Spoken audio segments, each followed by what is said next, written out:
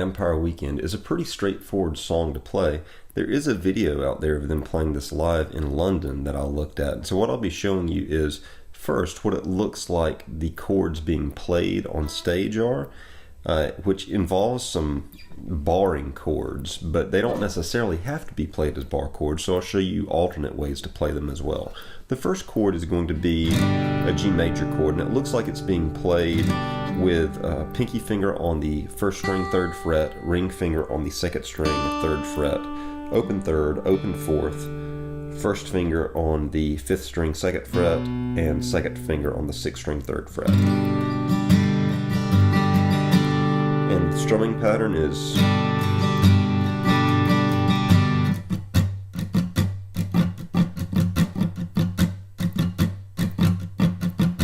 it does that through the whole song, like down, up, down, up, down, down, down, up, down, up. It's a pretty simple kind of down, down, up, down, up, down, up pattern.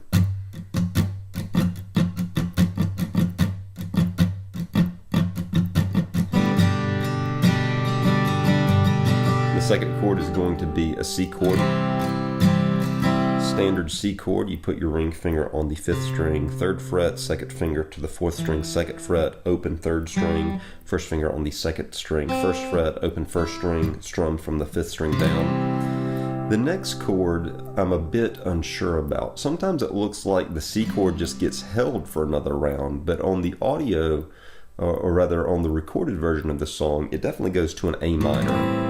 And so maybe what I'm seeing the guitarist do is just barely lift his ring finger to expose the open 5th string, and then 1st and 2nd fingers would stay in place for an A minor 7. So you got an open 5th string, you've still got your 2nd finger on the 4th string, 2nd fret, you've still got an open 3rd string, you've still got your 1st finger on the 2nd string, 1st fret, still have an open 1st string, strumming from the 5th string down, and then you're going to go to a D7.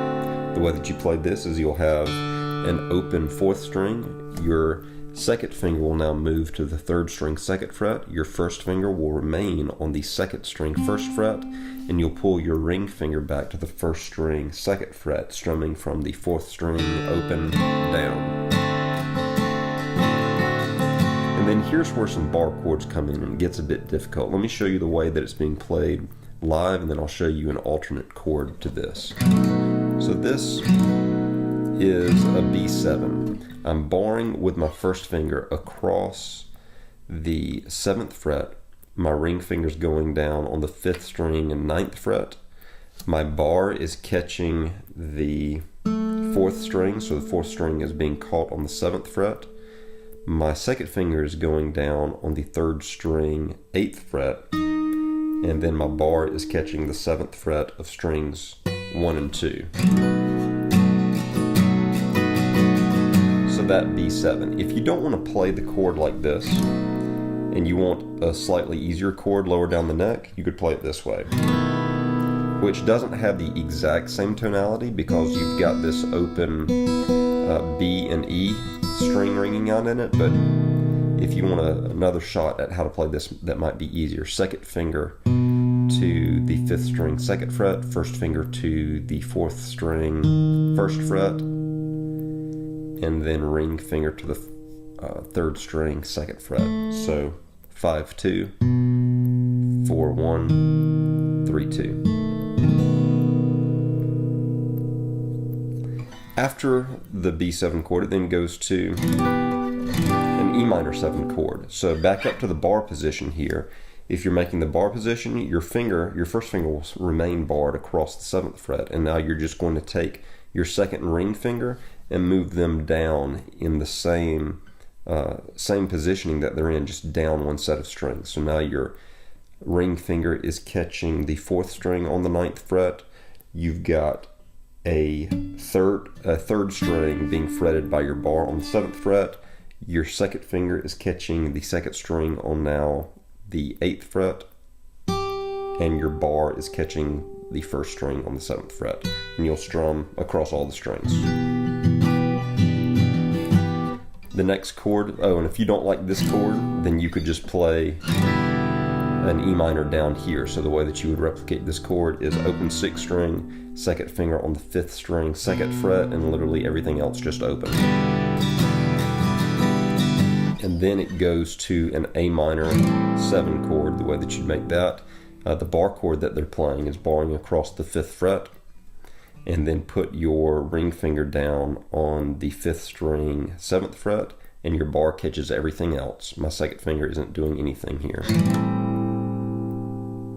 And then it will end with a D bar chord. So pick up your ring finger and use your pinky finger to bar across. Your pinky finger is barring the 7th fret of strings 4, 3, and 2. If you don't like this chord, you can just play a standard D chord. So, to repeat, you've got a G major to a C major to an A minor 7 to a D7. Then you've got your B7, which you can either play as a bar or down here, to an E minor 7, which you can either play as a bar up here or down here more open, to an A minor 7, which you can play as this bar or as the A minor 7 from earlier in the progression, to a D, which you can play as that or standard D chord, which is your 1st finger on the 3rd string, 2nd fret, ring finger on the 2nd string, 3rd fret, 2nd finger on the 1st string, 2nd fret, 4th string down strumming.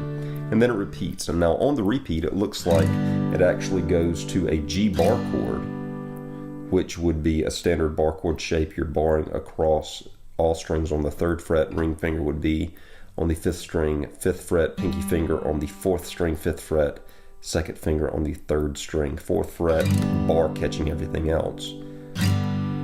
G to a C bar chord, so we're making this as the same shape as the D from earlier, but now your pinky finger is barring the 5th fret of strings 4, 3, and 2, while your 1st finger is barring across the 3rd fret still.